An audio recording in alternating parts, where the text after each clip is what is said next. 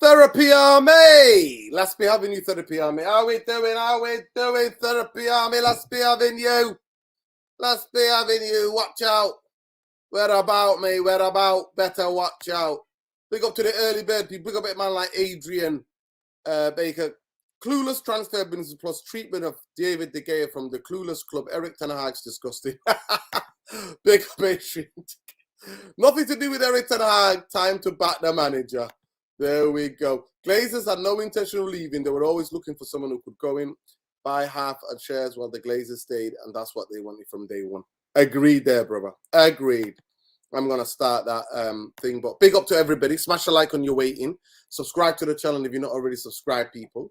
Let's be having you, Therapy Army. Let's be having you. Come on, let's be having you. I hope you all had a beautiful Monday. We like to say, I hope you had a good day, morning, evening, afternoon, wherever you are in the ball.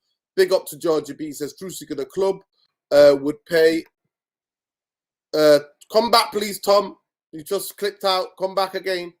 The True Seeker says, the club would pay for bad decision made by the board of directors. Of course, it's always going to pay for that. Why would the Glazers want to stay? The club is skint. They only hope it's making money. It's a full sale. No, it's not happening. This is where we disagree, bro. This is where we disagree. Because the Vultures want to stay. Big up to you, Tommy. Yeah, big up. How are you, Tommy? Are you in lonely Sheffield or are you in at International Man of Mystery? Out and about? No, we're in the 7 Hills. The 7 Hills. Is it pissing down like it is in Manchester? Oh, is it? Come on, it is anywhere in England. Isn't it? How are you though, Tom? You good? Yeah, you having a good day? Yeah. Days all good and everything. Got some decent work done and everything. Sorted some emails and stuff. So yeah, all good. All in hand. Big up, Sophia.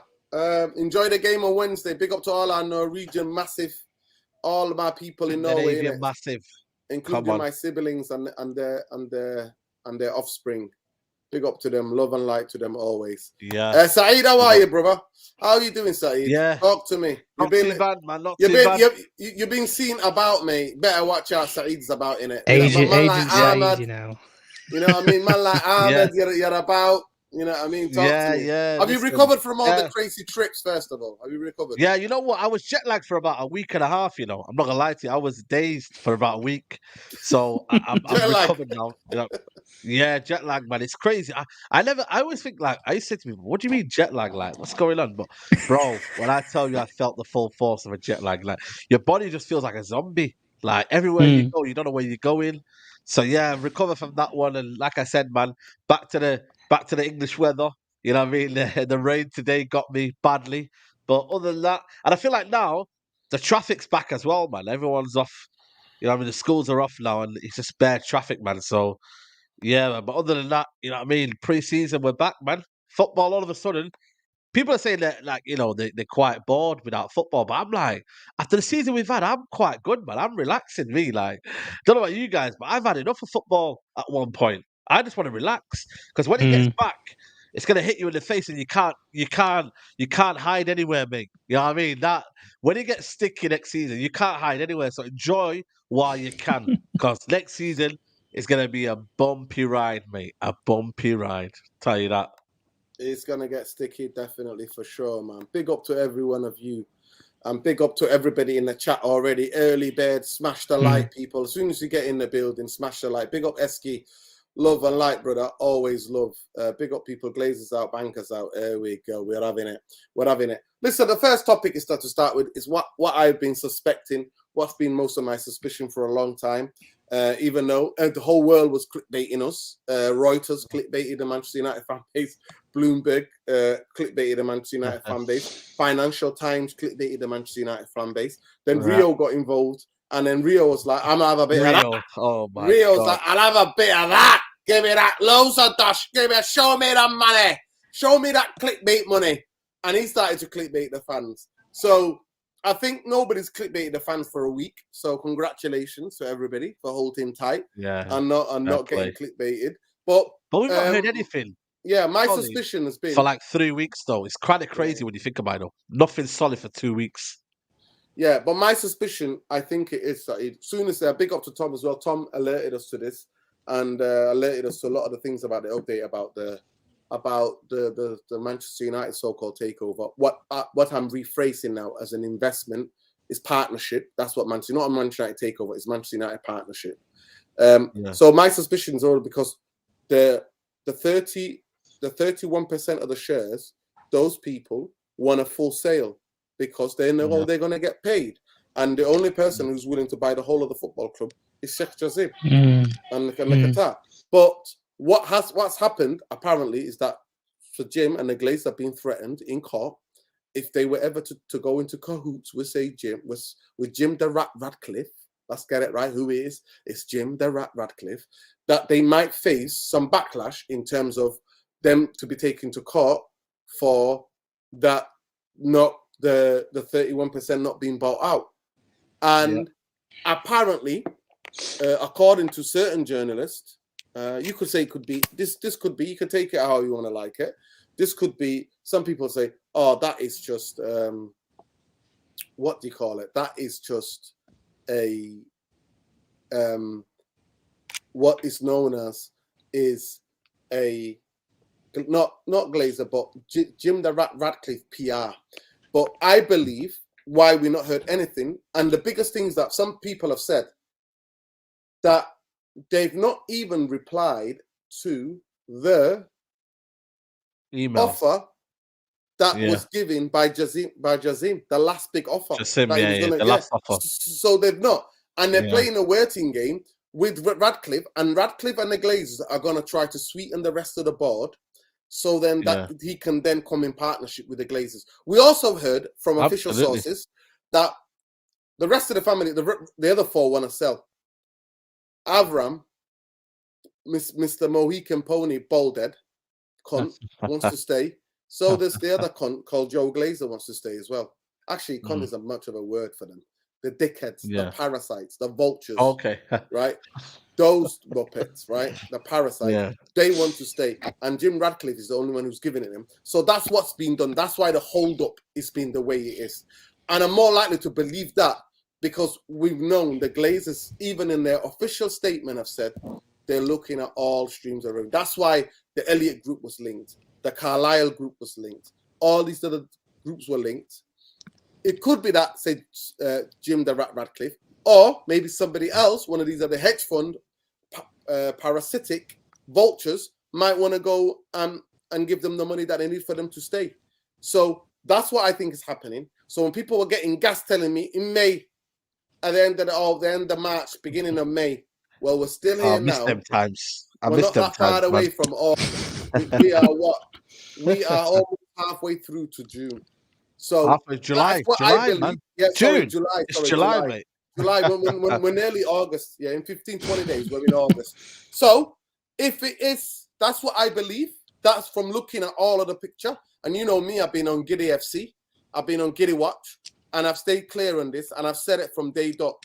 Glazers are playing games. So I only observe what I can see. So it's been 2.5 weeks of silence. No, actually, it's been 2 weeks. But then, to be fair, it wasn't, because Rio Ferdinand got in an act on it, and a couple of Mondays ago, last Monday, he was getting everybody giddy, telling people, tomorrow. And even Joe Bayer, who should know better, is saying, yeah, I know. I'm like, Joe, bro, you should know better, bro. First of all, you shouldn't be getting involved. You should be getting giddy and excited about what's happening at Arsenal. But it shows you that you have to talk about Manchester United. He's at United games more than he's at Arsenal games, man. You know what it is. So for me, I think that's what's happening. There's something being sorted out in the background for Jim the Ratcliffe, or maybe another vulture capitalist to come in and do what they needs to be done. And even though it was a book release, to me, it shows that he had no disregard. He had total disregard for this NDA talking about the sale of Manchester United. Yeah. Yeah, but I don't understand that though. Why speak now? Why now? Why now? You literally, regardless of the NDA agreement, because really some of the things that he said probably goes against what he's been told to say, because everybody's really been told you don't say anything. Hence why all we've ever heard from anybody in the process was when they put those statements out to say that they were involved. That's all we've ever really officially heard from any of them. Sheikh Yassim and nobody from there has ever done an interview. Sir Jim Ratcliffe and nobody from Ineos has done an interview. But now all of a sudden they have. It doesn't make sense because they could have done this weeks ago. It's not like we've not known anything else. Nothing. It's not like nothing's come out of the blue and there's something new to talk about, is there? We know what the Qataris are offering, and we know what Sir Jim Ratcliffe's offering. So, why are you speaking now? There's no point. Listen. With John Murto, let's be honest. John Murto, he went around and pissed up around Europe, and he brought nothing back. If I was coming back, guys, come on, I'd bring some proper players. I might even buy the Spanish Caicedo or something. I don't know for Nuruddin. Bit of a sweetener of the deal. You're on mute, Nuruddin. You're on mute. Yeah. Tom, there is a bit of static feedback from your mic. Can you just check it for me, please? Yeah, I'll jump out and jump back in. Big up, Tom. Yeah. Saeed, talk to me. So, what do you think about the things that what I've been saying? Because for me, there is nothing more than that holds up the weight. And then you know how the Reuters, the Financial Times, and Bloomberg all said Qatar Jazim and Sheikh Jazim is saying he's favourites to be the preferred bidder. Favourites. Yeah. To be the preferred bidder. Yeah. So you know what I mean? You're gonna be surprised because I've been giddy for a while. You know, I've not been giddy online or anything like that. Like I've just kind of been like, you know what? Just keep my mouth shut because I feel like nothing's really happening. I think it's all just paper talk at the minute, and I think it's gone that flat now where it's like I feel like it's like that with the fan base as well. There's less propaganda online now. It's more transfer kind of rumors coming out, and that's what the Glazers want. To be fair, like which benefits them more? Talk about transfers or talk about ownership. I think right now, because the transfer window's open, it's to talk about the transfer window because you know what I mean. It just benefits their image and whatnot. But I think for me, there's a legal battle somewhere going on. There must be something going on where it's stopping something, and ultimately, you know, Jim Ratcliffe. I said it from day one. He's been used as a bait, and they want as much money as they can from Sheikh Jassim. And right now, obviously, Sheikh Jassim has put his so-called final bid in and whatnot and isn't willing to budge. But the Glazers are just buying their time, like they do. They're trying to get as much money as they can. They're business people. People can say they're greedy. People can say what they want about them. But end of the day, they want as much money as they can from Sheikh Jassim. And unless they get that, they're not satisfied. Whether Ratcliffe is involved, he says he is and whatnot, and he talks about, I don't know what his quotes were, by the way. Did you see his quotes, by the way, from the interview? Son? Interview, yeah. He had an interview, Nord. I don't know if you see the interview, but he had an interview or whatnot. He said there's a due process, and we have to wait and see, and the Glazers are this and that. He's prepared to wait and all that. Yeah, exactly. It sounded to me that he kind of lost faith, and he was just almost like saying he's happy to be there all of a sudden. So I've got no hope in Jim Ratcliffe, but I think for me, right now, the fan base are just kind of almost just waiting. It's a waiting game. That's all it is right now. It's a waiting game. And I've kind of given up hope of the club being sold in a transfer window. I said it for you about a month ago, didn't I, Norris? I said, I don't think the club will be sold in the transfer window. A lot of people say they will, but you got to remember, you got to go through clearance, Premier League, UEFA, whatever it is. 100%. Even Man United. Loads of checks. So it just doesn't make sense for it to kind of be done while the season's kind of finishing off. I've said from the middle, Man United are not for sale. I've stayed consistent. So I've not wavered. I've stayed consistent regardless how many people will try to. And I've told everybody, whether it's Reuters, whether it's Financial Times, whether Bloomberg, they're all clickbaiting their fan base. And they were. Yeah. Because they're getting PR from the Jazim thing saying, we're going to be favourites to be the sole bidder and all this BS. But Tom, at the end of the day, we're in July. What are we? July the 10th today? July 10th, yeah. Yeah, July 10th, yeah. And no, what I saw from Matt Lawton, some people might accuse him of being a Jim Ratcliffe. He's a Jim Ratcliffe fanboy, man. Yeah. But you know what? What he says is there. At the end of the day, he's basically saying that what Jim Ratcliffe is trying to smooth over with the 31% shareholders. So when he takes over, he's giving them reassurance that he will buy the rest of Manchester United of them. So at the end of the day, it's an investment. Once you give it a time, it's an investment at the end of the day. And then I also saw your update. I saw it way before, but I saw your update again. And it's exactly the same. Jim Ratcliffe feels like he's in the driving seat again. Well, he feels confident based on the fact of that. He feels like he can win over the Manchester United's board approval, for which he's never had throughout the whole process. The board have to give their recommendation on who they see fit to take over Manchester United, not only because it impacts their future jobs, but it also impacts the future potential of the football club. And if they were to stay on, or some of them in some capacity, they have to give an approval of who they believe legally, and also from their own opinion, can give the football club its best interest. And none of the board members have ever favoured towards Sir Jim Ratcliffe when they heard about his proposal that he was only going to buy a couple of them out, 2, or even potentially keep all 6 of them in, and then just buy a percentage off of each of the Glazer members. It can't go through because legally they can't justify it. That's why. Yeah, big up Sheikh Ariane. He says, a former Italian gangster, Al Pacino, is reportedly gathering all the funds to be running by Manchester United from the Glazers. I wish, mate. Big up, man. Al Pacino is a character. Big up Sheikh Ariane. At the end of the day, Glazers, the board will do whatever, like good boys and girls, they will do whatever the Glazers tell them to do. So for me, the whole thing board are all yes people to the Glazers. So they will do whatever the Glazers say they will do. So to me, that don't hold much stock for me personally.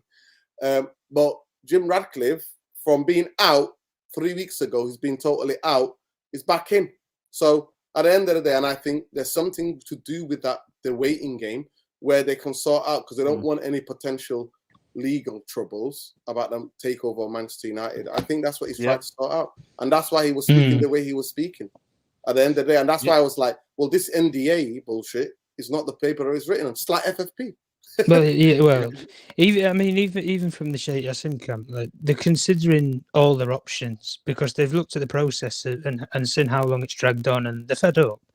So Jim Ratcliffe, 3 weeks ago, he was in the same camp. I don't know what's happening, Tom, but you are close to something. It went away and then it just come back again. Can you hear us? I can't. Let me see. Say it again. What was I saying? Wait, what? Ooh. Hello? Yeah, I can't hear it. He can't hear you, and it is really static. No, I can't hear the static. Can you hear the static? Yeah, I can hear it. Yeah. Can you hear the static? Put it again. Yeah. Hello. Ooh. No, I can't hear it. Can you hear that? Can anybody hear it in the chat? Maybe it's me. I don't know. Maybe do I need to come in and out? Maybe I might cause it. Anybody in the chat? No. Can you hear that? No, it was with Tom. You can. Yeah, they can. They can hear it. Yeah, they can. Right. Okay. Yeah. If you jump out, Tom, and then yeah. He went away for a bit and he's back now. Yeah, I don't know what's going on. StreamYard are very, very technical in terms of static noises. They pick it up straight away. You know what I mean? Yeah. So but yeah, I hear Tom's opinion. I hear everyone's frustration over it, but at the same time, what can you do? Like, you know what I mean? You've just got to just wait, haven't you? You've got to wait until something happens, something materializes, and you know the club right now are not giving anything away. They're running as usual, business as usual. That's the kind of quota right now. But it is a restricted budget. You know what I mean? It is a restricted budget. It's funny how they want a lot from Sheikh Jassim, but not willing to spend the last amount on the football club in it. Like they haven't done anyway, to be fair, out of their own pocket. You know, they're not willing to do that. They're not willing to put a little bit out of their football, you know, out their pockets. Later on, they could easily say to Sheikh Jassim, right, we've spent a little bit more on the squad to help you lot as just a goodwill gesture. But you ain't going to get no goodwill gesture from the Glazers to overspend in this market before they leave. And then later on, anyway, Sheikh Jassim's going to clear out the debt anyway. So at the end of the day, like, I don't understand why there's there's not a feeling not to spend money. Because at the end of the day, Jassim is going to clear the debt anyway. You don't have to worry about anything. You don't have to. But they're so greedy, they're thinking about that Jassim is going to still benefit from this football club a lot when they go. True. When they go, they're going to benefit a lot. So they're stuck in two conflicts.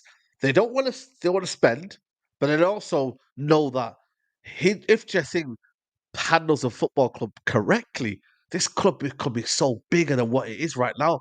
But then why don't you do that then? Why don't you take care of this football club? Why don't you make it to that size and run it properly? If you're thinking about something, how can you be worried about something here and you're not taking care of it anyway? Because they don't know It how don't to make sell it. sense. They don't know how It shouldn't be your problem. It shouldn't be your problem.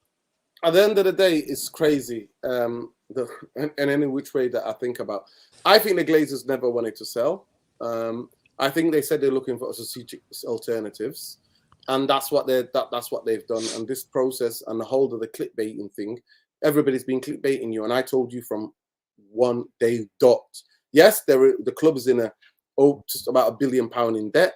They don't have any investment. We saw that from the people who bought Saudi Arabia, and what they told them. They wanted 700 for 30% of the club, and I think that's what they might get a bit more. But let me just go to this. This is where people just like to talk. But big up David Mene. David, what you don't understand is that you don't know what happened with the Newcastle takeover. Basically, just to break it down for you quickly, Saudi Arabia was making it possible in their country to have the Premier League rights, overseas rights TV, to pirate it in Saudi Arabia. They were being pirated because Saudi Arabia and Qatar fell out. Qatar is the main providers of that. beIN Sport, yeah. beIN Sport, which is the main provider to that part of the world. But because the two countries fell out right next to each other, they fell out. That Saudi Arabia was letting pirate the Premier League overseas rights to be pirated in Saudi Arabia. That's why it took that long. Yep. It had nothing to do with anything else. And as soon as that was solved, boom. Went through. It went through. So please, guys, and people on Twitter as well, comment at me with the same BS. Please educate yourself. Right? I never thought it was going to be quick. And I was arguing with Tom, and the three-course curry meal on Wimbledon Road is still on Tom. Because I said, we're not seeing it. It's not happening. And Tom was like, it's happening. And whoever lost was going to take the other person out for a lovely curry. Three-course curry. No problem. Happy to do that. What was happening is that I never thought it would be rushed like Chelsea. Because Chelsea was going to go bankrupt. And the government stepped in. The UK government stepped in and was like, this process needs to happen at this time. And the deadline was on it. Bang, bang. Yeah. That's the reason we're why different, though. Yeah. The only thing is we're different in that sense because the government, again, the fact that they allowed this sale to even happen anyway when the football club was here under was it Labour government or was it Conservative Party? I think it was Labour government, wasn't it, Nordin? They allowed this, they have. But right now the government don't have any. They don't have any jurisdiction. They can't. They don't need to get involved. They don't need to. Because at the end of the day, it's not within their means, or they don't feel like it's going to come affect their pockets. So of course. I just think for everyone's sake, I don't think anybody's tired anymore. They're just kind of like, well, what's going on? That's why I'm looking at this press conference, guys. Like, if there's going to be a question for Ten Hag, because remember, we've not had a press conference for what, a month, 2 months since the last game, and Ten Hag will be asking, has the overall Glazer sale affected your transfer window? These are the questions that we need to be hearing from these journalists. Has the press conferences been affected? Has it been affected? And that should be a question. Because at the end of the day, if he then comes out and says, no, it hasn't been affected, and I get it, he's going to give you that answer, but he should come and say, well, I have some targets. I spoke to the football club, and hopefully we can get them done. Then if it's that situation, then maybe he's kind of working under the budget, and maybe that's what he wants, and we've not got it yet. So I'll be interested to see what he actually says. To be honest, I think he's going to bat it away and go, it's got nothing to do with me. It's not. Yeah, I think he'll only in charge distance of the football. himself. Yeah, I think that's what he's going to. You think Tom, so? Yeah, I think he will. I don't think he's going to say. He's never. And that's why Manchester United, Saeed, are the biggest cowards. Because in other football clubs, the director of football comes out and speaks to people. But why the F is John Mayer not fucking coming out and speaking to the people? And why is Richard Arnold not coming out and speaking to people? Why? Because they're fucking cowards. Silence. Hide behind Neil Ashton's fucking typed out fucking propaganda. They don't come out. They don't front up. So they put all the pressure on who? The fucking manager. And that's not his job. His job is to go and negotiate a £6 billion deal or take over the club. But go ahead, Tom. You there, Tom? Yeah. No. Like you said, you know, with Mirto and with Richard Arnold, I mean, they never makes, you know, public statements anyway.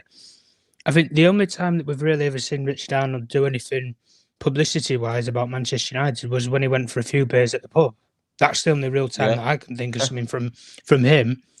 Mirto, I've never even seen him in front of a camera, apart from when he's been pictured at different airports in and around Europe. And like I say before, went around Europe to 4 or 5 different cities 3 times in the space of the summer, didn't come home with anything. I mean, at the last part of the window, they scramble Anthony over the line, they scramble Casemiro over the line, and they pay over the hills money to get both of them. But the only thing that I'm saying with us is, whether the irregularities around FFP are true or not, the way that Manchester United are operating this window is how we should have been operating from the very start. You have a budget in place and you don't break the budget constraints. If it means that you've got a budget for a window and it's 150 million, 200 million pounds, stick to it.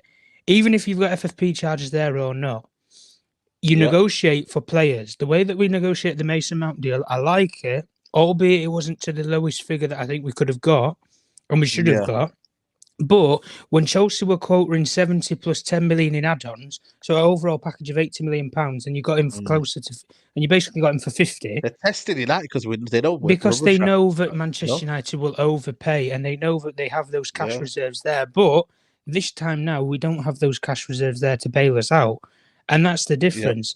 And in saying that, if Manchester United were to be a debt-free football club, any of this business around in terms of state-owned football clubs, Newcastle and City, Manchester United will basically be the competitor and the opposite to a state-run football club, based upon Manchester United commercially make enough money to compete with state-owned football clubs easily.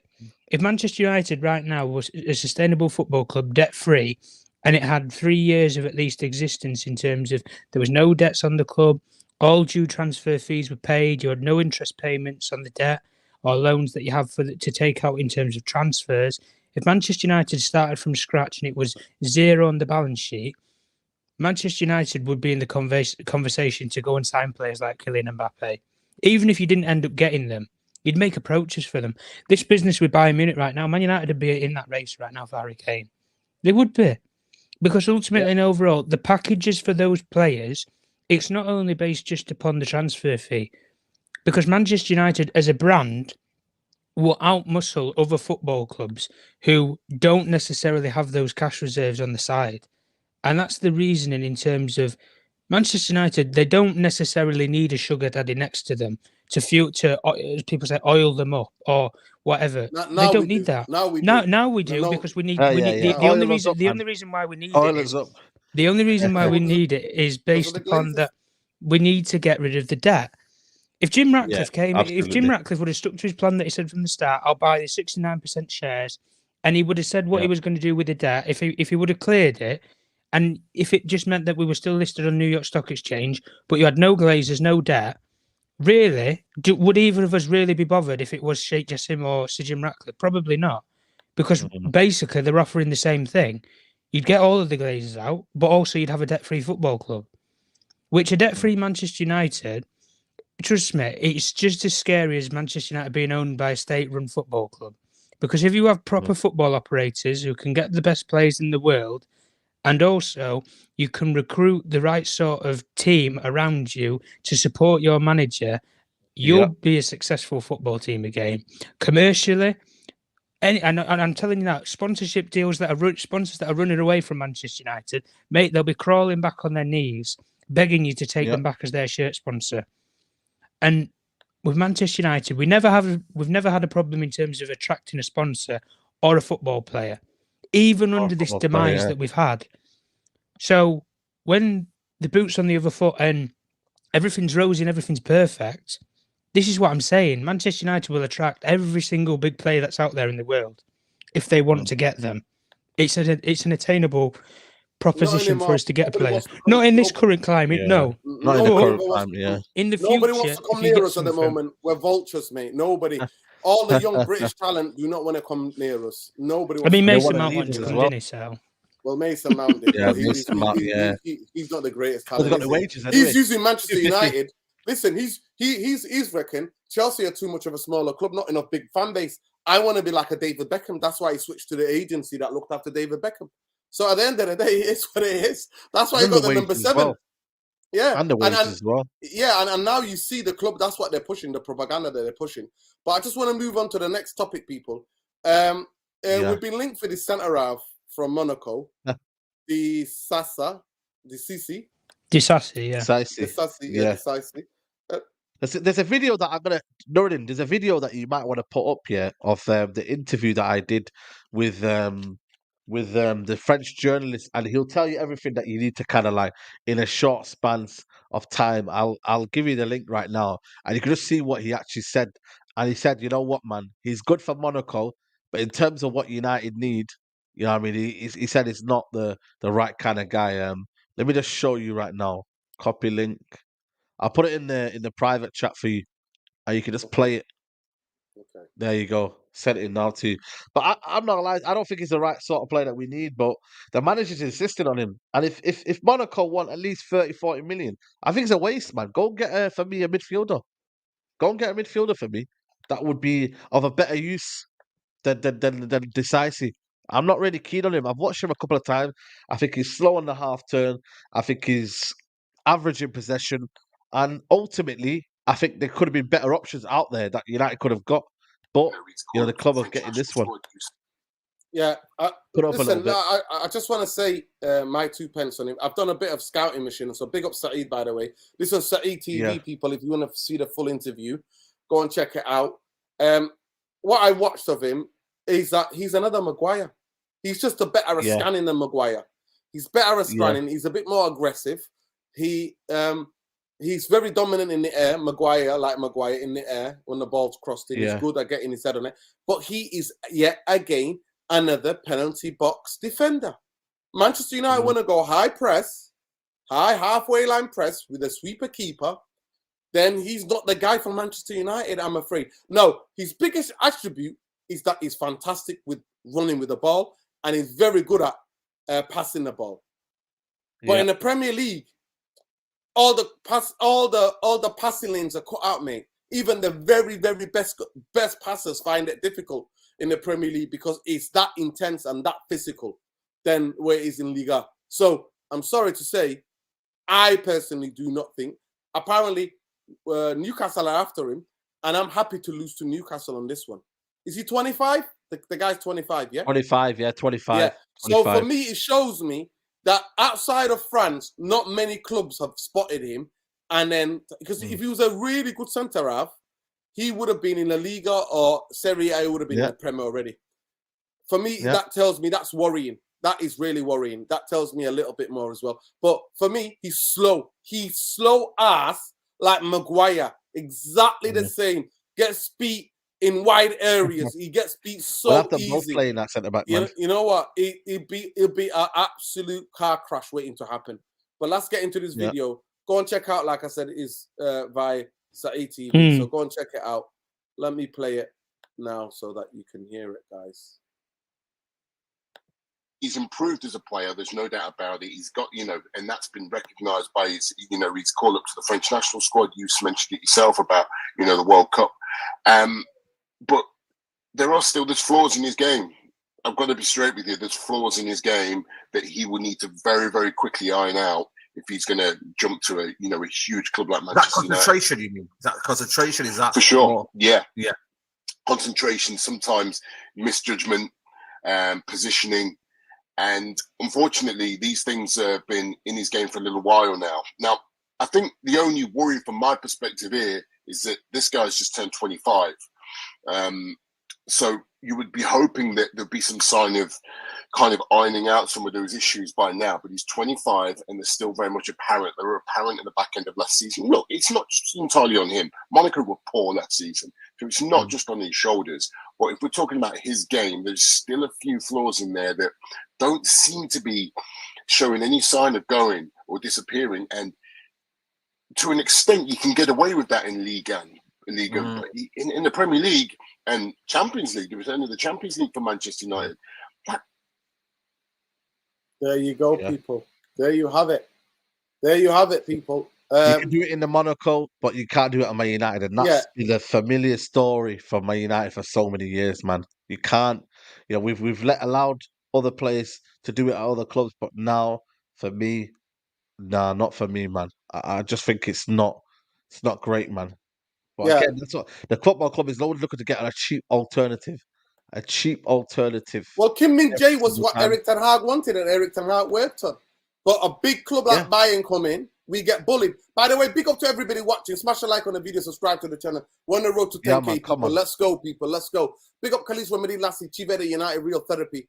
Big up to my brother as well. The PSG will use all the possible pressure methods that would ruin Kylian Mbappe's life and force him out. Woo! What the hell is going on here? What the hell is going on here? Listen, if he leaves, how are they going to ruin his life? You know what? That deal is getting a bit too kind of, for me, messy now, man. Just make a decision. Like, why would you want someone to stay? Like, if they don't want you, like, just let them go. PSG need to evolve into a team that is from the heart of Paris, from the Parisian people. You know what I mean? Like, make it a team where people can fall in love with. Because I feel like right now, the fact that he became a team where you bought all these superstars, these hasn't worked out as a failed project. Like, go back to the PSG of old when you used to have JJ Okocha, Ronaldinho, them players that, you know what I mean? Like, team players, not superstars. Yeah, 100%. Not superstars. But to be fair, they've done their business early. They've signed loads of players. They've signed like 5 players. They have. Yeah. They've signed better players, but it's just mad, innit, with this thing in Mbappe. It's like, this thing's like, he has to. I mean, who advises him as well? Like, he's dopey as well, by the way. Why are you getting yourself into trouble like that? Like, why did he have to sign that contract last season? He could have just walked. He didn't need to. He didn't need to sign the contract. That was the kind of craziest thing about it. Yeah, I mean, who's advising him? It's like money thing here at the end of the day. It is what it is. Big up to everybody. Please smash a like and even subscribe to the channel. But in terms of Cisse, Saeed, nah, not for me. Not for me. And what else did the journalist tell you? Because that was a small clip. What else was he told, by the way? No, he said, for me, Todibo's better. Todibo, that guy there, is well better than him. And if United want a better centre-back, that would be the one. But again, you know what I mean? United, will they pay the money? He's actually at the club that Jim Ratcliffe is at, which is Nice. You know what I mean? Again, that situation there is pretty bad and whatnot. So it's one of them, man. For me, I think ultimately Ten Hag, what he wants is what's going to happen right now. I think he's taken control of the market.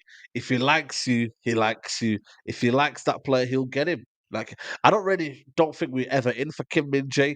I feel like every signing that we were, Saeed, we were. No, but there was no. No, but the thing is, there was interest, but there wasn't a firm belief we could get him. I don't believe then that Man United actually wanted him. Like, there was no contact made. How can you not have contact with a guy, sort out his personal terms, and then you can just buy the whoever pays out the clause straight away gets a player?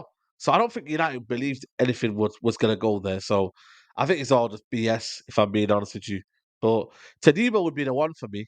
We didn't even, like I said, the thing was with the bid. We didn't need to bid. We just need to release his contract clause. Just needed to be done. That's all it was. His clause needed to be met, and then United go and buy the player. Simple as that. Bayern got the personal terms agreed quickly, and then they got the situation done over there. You know what I mean, in terms of the clause. So they did what they had to do. Simple. Yeah. Simple, but it's simple for a normal football club that runs like a football club. Well, there you go. Exactly. We don't. That's the difference. And even in saying that, when you think about the market, and I used this analogy before, Liverpool were looking at spending upwards of 80 to 100 million pounds just on Jude Bellingham. That was one midfielder, but they needed 3. But they didn't spend all that money on one player. They've gone out there and they've bought McAllister in for the release clause that he had, Szoboszlai for the release clause that he's got, and now they're chasing a third midfielder in either Thuram or Lavia. And that's all really for the same money that you would have spent to have gone and got Jude Bellingham. But if it were Man United, what would we have done? We would have overspent on every player. And that's the key thing. Exactly, you're right there. You know what I mean? They didn't need to spend that much money on McAllister because they found a loophole. Then they just met the release clause of Szoboszlai, did it as well. Because I remember they were sweating on the final day whether to do it or not, and they got it done in time. So again, like I said to you, people think Liverpool are done. I get it, banter wise. I'll say it here and there. I'm not done, In mate. They're terms not of done at all. you know what I mean? In terms of what they do in their recruitment system, they don't overpay. And this is what I think this is where the FFP situation is coming as well. Like, because we've overpaid and we can't really sell as well, like, we're going to get done somehow and we're going to find a situation where we come unstuck, whereas everyone else, they bide their time. They either find talent that can play in that position, like a Bejetic or whoever it is, or, just in general, Man City would do it as well. They'll find a solution, have the current structure in place so that can happen. And then next season after that, you spend the money you need to do. But we spent No, a lot on Anthony, and it was a kind of like, okay, then cool, but you have neglected midfield, so yeah. it's Listen, it's kind Saeed, listen, it's mismanagement of the highest order. It's yeah, absolutely dereliction of duty. That is what's happening at Manchester United. It's almost kind of, we've got people actually who own the club and run the club playing against us. That's what it is. yeah, Do you know what I mean? You work for an organization. Can you imagine you're trying to do something and you got people who literally own the club who are going yeah, against you, like doing everything they can to mess this club up. And when anybody yeah, tells me the Glazers are clever people, they're not clever people at all. Would I take Tamori instead of 100%? Tamori's mobile. He's mobile. yeah, He's mobile. yeah, Yeah. I would take Tamori, but 100%. 100, because I know that with Tamori you can play a high line. At the end of the day, with Disasa, we can't play a high line. I'm sorry. I'm sorry. So I don't know why we try to go. When we've already got a guy like Maguire who's slow coach, slowest guy, and then we're getting another slow guy because he's good on the ball. Sorry. I'm really sorry, but no. Listen, in modern football, I'm not going to lie to you. Pace is the biggest thing, whether it's a centre half, whether it's a forward, whether it's a... Pace is where at both ends of the football pitch, pace is a lot. It counts for a lot. Yep. And the centre half recovery pace is so important. You don't have to. Big up Michael O'Connor, by the way. You're turning into limbo United lands. You're neither here or there. We're not. We're just Listen, at the end of we're the a bit day, everywhere. Listen, we're everywhere. Yeah. That's what we are. Yeah. Listen, at the end of the day, Michael, big up to Michael, by the way, for the super chat. At the end of the day, it is what it is, bro. Like, because the club has made us to be like this. We are like this because where we are. Tom, I wanted to get your view on Disasa. What do you think about him? What have you seen? What you've seen of him? What you heard from that clip? Does he worry you? The guy's 25 and nobody's coming for him. And like the guy said, it's like the same thing actually. Soon when you answer that, it moves perfectly with transitioning to the Harry Maguire. The question as well, because if Harry Maguire has tried to get better at positioning and scouting, scanning and stuff like that, then it's too late. Like the guy said there, like the journalist said there on Saturday TV, it's too late at 25 if you haven't ironed out these things. We were on Saturday TV, by the way. What was it? 300? Was it 200 and what was it? 237. 237 Straight Jacket podcast. Go and check out after you've done it. If not watched it, people. And Brian was talking about, big up Brian. He was talking about, like, even at the age of 15 as a centre half, if you're scanning, then that's a problem. Like that's not encouraged. You should have these things in we learn this already. So if this guy is not even learn these things, is he going to be a player for Manchester United? Should be going after? Yeah. I mean, even if he comes in, is he even forced to start? Let's be honest. I don't even know if he's forced to start me because I think Kim Min-jae would have. I think Kim Min-jae would have. Kim Min-jae, yeah, I think exactly. certain games suited Kim Min-jae and Martinez, and others would have suited Varane and Martinez. But you have that other player there that you can interchange with. But even with Disasa, for me, I like him I like his profile in terms of he's a very bullying sort of defender, because I don't think we have that aside from Maguire really. But apart from that side of the game, he doesn't have the recovery pace. We don't really have another player who can cover his arse if we want to play that sort of style of football. And even in saying that, you put him next to a Martinez, for example, Yeah, listen, the two very aggressive defenders, but if either or one of them gets done and a player gets in behind, listen, you know, it's night and day. The only reason why I think it makes sense if we went for a play like this is if he wants to play halfway line football, Onana has to come in as well, or a sweeper keeper who can cover behind them. Because if you don't get that goalkeeper, it doesn't make sense. But for me, anyway, this thing with Disasi and the Kim and Jay stuff. The only thing I'm looking at it with this is I don't honestly think we'll buy a centre half because I don't think we're going to sell enough players to raise money to go and get a centre half. Me personally. And I think any money that we do raise, I think we're just going to go and bomb it on the Hoyland deal, or we'll try and get another striker, if not Hoyland, because I don't see us going out there in the market and we're going to go to Monaco and we're going to outmuscle Newcastle, for example. Newcastle run like a proper football club. The only reason why Newcastle didn't go for Kim Min-jae was Bayern Munich turned up, and as soon as Bayern Munich and Newcastle are there, night and day between the two projects. Bayern Munich potentially have a chance of winning the Champions League in the near future. Newcastle are building to do that, for which Kim Min-jae's exactly the same. He's at a certain age for that. So, Disasi for me, I like the profile of the player in terms of his physical attributes because I don't think we have that option in our centre halves, but the lack of pace does worry me. And if you, like I say, you play the wrong partnership, and the only thing that if we could have got away with it, if we had a Kyle Walker type player who played at fullback, maybe I can understand going for someone like a Disasi. And the lack of pace that you have there from your centre halves, you utilise by having a fullback who has that pace. But we don't have that player either. So the only profile that I look at it, and I hear your guys' point about Todibo and all these other centre halves. Me personally, I don't see us getting a centre half now, and I think why not wait? Why not wait for the perfect one? If we're not sure about this Disasi, and we're not sure potentially about Todibo potentially, if he gets even game time at United, just wait for the perfect one to come available.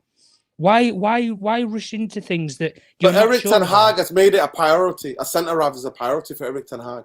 Well, if it's a priority, a ball playing centre half is a priority. Well, he's not a ball playing centre half because I don't think he's good in possession, is he? No, Disasi, I mean. Yeah, he's really good. That's the only positive thing about him. Is he? Oh, right, fair enough. He's decent. It's not. He's not. Listen, I've seen his passing stats. They're exceptional, to be fair. I mean, that's the only thing. In the French league that don't maybe press. There's a difference, and that's why he mentioned the French league. He said how does sometimes he play, it does well in the French league, but you know. Did you ask the question? Did you ask the question when he played against young players or anything like that? How does he do against them? No, I didn't mention specific context of it, but he did mention. He said when it's a French league, he does have a lot of mistakes in him, and he goes. And he's 25, right? And he's 25, and it's not getting any better.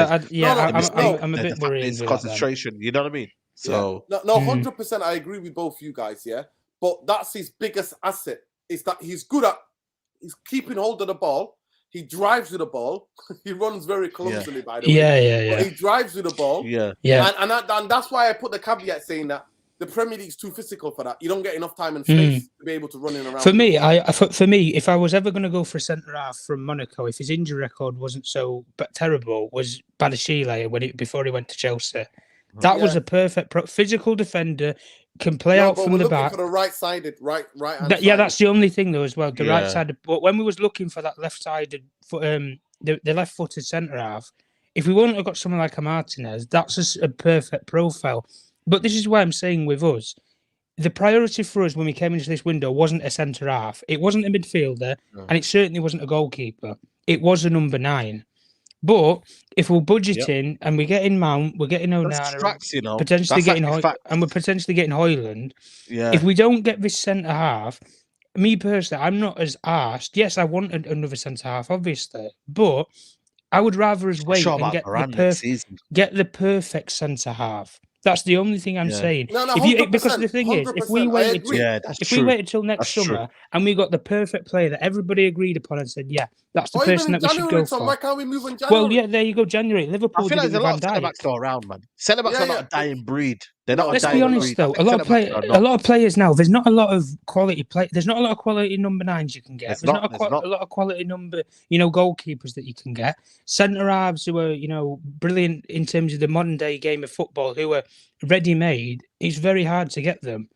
But if there's any manager that can improve any of these players that we might have doubts about, they're getting 2 in 1 window. They're already ahead of the market. They're getting 2 in 1 window. I think Ten Hag's a perfect manager. Like we're saying about with this Disasa, and if it does happen, listen, we back him as soon as he becomes a United player. But the only thing we can say about him is, you have to. What do you know, Nuruddin? You've got to back him if they're a United player. You have to make me eat my words, mate. That's how you prove me wrong. Make me eat my words. So you're not backing any player that we bring. No, because you know what? I see the guy. I see I used to be able to back in the day, but then they banned me with Maguire, so I don't back players for backing sake these days. I don't. And I never backed Maguire.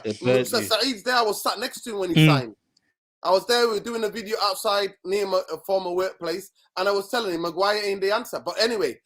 Big up Gareth. Gareth says, yes, Jordan, you're right, but pace is not everything. Good players can compensate with awareness, position, and routine. Salim, and this guy has none of that either. This guy doesn't have that, and that's why that journalist was telling Saeed, he can't, if you're not improved on it at the age of 25, you're never going to improve on it. Yeah. So, that's another thing as well. Yeah, you're right. So, I mean, even if Disasa didn't come... Listen, John Terry was not blessed with the greatest pace. When I used to go to Old Trafford and watch Bruce, he was never blessed with the greatest positioning, but he knew. The greatest pace. Steve Bruce was an absolute a middleweight boxer with a fat belly. Sometimes I'm telling you now, that guy positioning sense all day. It's like a chess. You could see 3 moves before. So he could see that. Hopefully Tom will come back. He could see the chess like snooker. He was 3. You know the way the Premier League's gone now, though. You go into Bournemouth at home, and they got the PMP brothers, man. They got the Black brothers, and they're running. You know what I mean? Like now, it's crazy, bro. You get humbled, man. The guy called and they bought some good players, and even Luton Town. I was watching their training. You know what I mean, Lord. I like to watch the training, and they all had aggressive, tall players who were PMP. When do we play Luton, by the way? When do we play Luton? I'm not sure when we play Luton. Let me check right now. People are asking about tickets for Luton game, man. Friends. The amount of people asking me for tickets in general. I'm like, yo, I don't know, man. I don't work for Man United, man. Yeah, well, Saeed, I'm not gonna lie to you. Of them. Next season, I'm gonna be knocking on your door as well for tickets, man. Big up, anyway. What especially any of the Barbara, she's not there anymore. What the ticket? The one she left. No. She's gonna be back. But she might be back more games. Yeah. Big up. Saeed, I'll also give you this question quickly. Sohail Usman says, guys, if we buy Onana, Amrabat, Mount, Highland, Phoenix, or Kane, where are we finishing next season? For me, same again, man. Bro, Arsenal should have won the league this year, and Man City just found a way of making it. We're not. I feel like the question is if Man City will drop off, man. That should be the question. If then Man City drop off, I think everyone's got a chance. But I'm not gonna lie to you guys. Man City, just right now, structurally, everything's going for them. It's the whole club. It's what everything works. That's when you can say, right. Finely tuned machine. Yeah, finely tuned machine. I can say we've got this player, we've got that player, we've got this player. There've been certain times in previous seasons where you thought to yourself, right, Man United. Remember 2014, Pellegrini's team. I think Man United had a better squad than Man City. I don't know. And then obviously Chelsea picked us for the league. I think Chelsea had a better spine. They had a better spine. Yeah, you know what I mean? And I thought there's been certain times where I thought Man United have had better teams than Man City. But then ultimately they found a way. You know what I mean? So it's one of them situations where I'm just like, yeah, Man City are just well-oiled machine. They know what they're doing. They keep doing it, and Pep Guardiola's just on it. He's on it. Obviously, Ten Hag. You got to remember Ten Hag as well. Yeah, he's not been at a big club. He's not been at a big club. Like this is his first big. Well, outside of Holland, yeah. He's not been. He's not outside of Holland. Yeah. Ajax a big club in Holland. Pep Guardiola's been at Bayern Munich and obviously been at Man City. So he's been at a big club. So for Ten Hag, he's adjusted to expectations. So I'm not gonna lie to you. Like it's gonna get to the 2-3 years time where people are gonna have to expect a lot now. We're gonna have to say, right, Teller, what are you doing now? You're gonna be the gap to kind of make us challenge again. Obviously, he needs backing, but he's also gonna be scrutinized as well. Can he be the guy to bridge the gap as well? So I don't know, man. It's one of them where I just think where look where Arsenal just folded at the end because Man City found an extra gear. Man United, I don't know if we can be consistent in the league, let alone in the what do you call it? Can we go on a 10-game unbeaten run? Can you say that, Norrin? Can we go on a 10 games. 10-game winning streak? I can't see that. Do you reckon we can ever do a 10-game winning streak where we win 10 games You in have a to row? have superb players, Saeed. Superb players, what and I'm that saying time to in you. the training ground. At the end of the day, like I'll answer the question. Where Man United, if you give me Barella and Casado, I think Manchester United would finish second or third next season. But we're not. We don't have those players. And by the way, Bryant, there's always exception to the rule. There's always exception to the rule. And Paulinho was that exception to the rule. So big up. At the end of the day, it is what it is. Saeed Maguire staying. We discussed it on the Straight Jacket podcast. Yeah. Maguire is now saying he's been 3 weeks with Carvalho. Fabrizio Romano is doing a bit of prop for him, bit of a Harry Maguire prop. I wonder how much he's getting paid for that. So we see that what's happening with him in terms of, do you see Harry Maguire staying? For me, I take the loss. Like, give him. I think he's try staying. to find a I club. feel like for me, he won't find a club. I think it'll be a loan, but I don't think even loan he would want that, to be honest with you. I think he's staying, me. I think he's staying. I don't think Ten Hag has a reason to kind of kick him out because, again, he's fifth, fourth choice. Yeah, he's not a first choice like David De Gea. David De Gea was different because he was like first choice keeper. This one is a third or fourth choice centre back. So the manager can be like, you know what? Okay, cool. We can need you when we need you. You can do a job for us. You know? That's all it is. It's crazy. It's crazy because I think And all Manchester this United, sensationalism as well, by the way. This sensationalism is just pure bollocks. Like, you know what I mean? Like, you know, the fact that he's gonna chat to the manager. Of course he's gonna chat to the manager when he comes back. Like, we get that. Like, Sky Sports are trying to create this narrative that, yeah, he's gonna have crunch talks. Like, it's gonna be normal talks like they normally do. Yeah, you know yeah, what I mean? It's fascinating. Isn't it? It's like Harry Maguire and Eric Ten Hag don't have each other's phone numbers. Exactly. They're Like, making it out. They don't speak. They're making it out like Eric Ten Hag is in Neptune and Harry Maguire is in Jupiter, like million years away. That's what they're making it out. You see how they try to sensationalize everything. Big up for noticing that. But it is what it is. Listen, at the end of the day, I think when the clubs try to make out that they're ruthless, getting rid of De Gea, treating De Gea, who's actually won a Premier League title, like a piece of S, then why can't we do that to Harry Maguire? Why can't we be ruthless? Are we only ruthless for certain players? Is that what we are? We pick and choose who to be ruthless with. Exactly. Pick and choose to be ruthless and whatnot. And this is the thing, man. I just think for me, we just gotta get this over and done with, get this sale done with, and just kind of move on now. We've spent too much time wasting around, too much time. Like Chelsea have sold all their players before pre-season, like what they need to. Like United have got to somehow find a month where they sell all their players in a time where you kind of don't need distractions. Listen, do you know what they're waiting for, innit? It's waiting for the clubs, especially who come up to the Premier League, to get desperate. That's what they're waiting for. They're waiting for teams to get desperate, and then they can do a fire sale on the absolute peanuts side. There's better talent, absolute peanuts as well, for peanuts. Mark my words. John Murtagh ain't selling any of these players for anything reasonable. I was shocked when Murtagh got involved and sold Dan James. I was shocked about that because he's the last guy that we made any profit on. Him and Chris Smalling were the last two players Manchester United made any profit, any serious profit. People will go, Daily Blind. How many years ago was that? Talk about recently. So at the end of the day, it's wait till clubs get desperate. Wait till clubs get desperate. But I'm willing to let him go. I'm willing to let Maguire go for 40 million and give him 10 million. Take the 30 million, give him 10 million to pay him off his wages. Because that's what the question is going to be, him and his agent. That's what it's going to be. Exactly. That's going to be the question. That's what Saeed, I'm going to put you on next season right now. Onana, Mount, Højlund. Where do Manchester United finish next season? Put you on the spot right now. Onana, Mount, Højlund. Just that's it. That's it.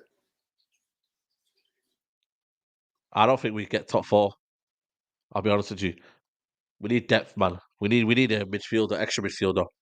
Because when Casemiro gets injured or he's thinking, I think it's a struggle to get top 4. So I'd say 4th, 5th. Apparently, Around there. somebody was saying that 5th now in the Premier League. You can get Yeah, it gets the Champions League, Champions League apparently. football. Yeah. So, but then is again, that, the but competition was gets it one of harder. those is where you have to qualify though? Chelsea and Tottenham have got 1 game a week. I think that will be so big for them. I genuinely think beneficial to them. Yeah. it'll be so beneficial to them. I genuinely mean that, guys. So, yeah, 4th, 5th. What do you think? I think we're going to struggle to finish inside the top 7, 6th, 7th. I think. Wow. Because I think Spurs and Chelsea are not going to mess about. I think Liverpool are not going to mess about. And I can see Newcastle, Man City, and Arsenal not messing about. Arsenal, to me, are winning the transfer race right now. Then we should call them Banter Club. I think that Banter Club tag has to go away. I think they're moving Timber, Rice. There's always 3 teams that are banter next season. There's always 2 teams that have a banter season. Who is it going to be this season? Because everyone can't be plain sailing. There's going to be 2 clubs that are going to be banter next season. At this moment in time, we're one of the candidates, Saeed. But again, when I'm negative right now and I'm pessimistic and I'm saying, guys, we haven't done enough, everyone's like, stop being negative. But when the season starts, everyone's going to be like, what's going on? Da-da-da. And everyone's going to be shocked. But if you fail to prepare right now, then it's one of them, innit? You can't fail to prepare right now. You can't. Yeah. Big up, just get this last comment. Football has changed over the last couple of years. Remember, there never used to be a right-footed, left-footed centre. I know. Yeah, crazy. But you know what it is? It's because now football, the research into data and football is crazy, magnifying glass, exact to see everything. That that's now so true, it shows you the passing lanes, how uncomfortable somebody is if they're not the right foot, if they're playing in the right-hand side or the left-hand side. And that's why Harry Maguire would have been playing with Ten Hag. Ten Hag said, no, it is too. We lose the ball more often if the guy is not his natural foot is playing on that side. Facts. That's how it is now, mate. But listen, big up to everybody. So let them know what's the next and where the next show you're on tomorrow, yeah? Best of the rest. Tomorrow 5 p.m. Yeah, best of the rest. Tomorrow 5 p.m. I'll be live again. Tonight I'm gonna have a night off. So big up to everybody who's in. And tomorrow I'll catch you at 5 p.m. people. Yeah, listen. I will be live again, maybe tomorrow if any news breaks, but we're just here, people. So smash a like on the video, subscribe to the channel if you're not already subscribed. Maguire needs to go 100%. I don't care how many weeks you spent with Carvalho, because Carvalho ain't never going to teach you to scan at this age, mate. Positioning maybe, front post maybe, but he's never teaching you how to scan. And he's not going to give you a Usain Bolt kind of level of speed. That's what Manchester United need. Man. He wasn't quick anyway, so you know what I mean? Yeah. So it's one of them. And the CC, thank you, but no thank you. In terms of the Glazers, I think the Glazers are the reason why we're not hearing anything, because they're waiting for investment, people. And we're going to wait and see when that investment comes. But brace yourself, because I never believed they were going to sell anyway for the beginning. So I'm not going to be breaking out or disappointed. So it is what it is. But love and light, people, please smash a like on the video. Subscribe to the channel if you're not already subscribed. And those of you who watch this podcast later on, let me know in the comments. Maguire, stay, go. The Cisse, do you want him, yes or no? What do you think of the takeover? Do you think the Glazers wanted a partial investment and that's what they're holding out with Ratcliffe? Or do you think they're going to sell and it's going to be Qatar? Let us know in the comments. Big up, everybody. Please go and check out Saeed TV across all social media. And don't forget to check out Tom Journal as well on Twitter as well. Make sure you give him a follow. Big up, Tom, man. Yeah, big up to every one of you who did the super chat and everybody else who got involved in today's show. Love and light. Go and check out the Straight Jacket podcast. Big up to Devil in the Detail, Danny, who got involved in the comments. And it got heated. So go and check that one out. It got heated when the Myrtle and all the football structure came into question. So go and check that out. But yeah, big up. Saeed, enjoy the rest, bro. You deserve it. Chill out. It's raining, isn't it? It's raining again in Manchester. What's new? It's crazy, man. I'm gonna go to the gym anyway now, so I'll run now anyway. So big up, man. Love and light, people. Listen, peace, love, light. Glazers out, bankers out, win, lose or draw, vultures out. That's what we want, Manchester United. Until they're out, you're never gonna see me talk about be positive, and there's nothing positive about this football club. While they're still here, I think most of you understand that. If they ever go, you will see a party in my gaff and everywhere where I'm at that you've never seen before. Trust me. We're going to party like it's 1999. But big up to everybody. Love and light. Take care. Peace.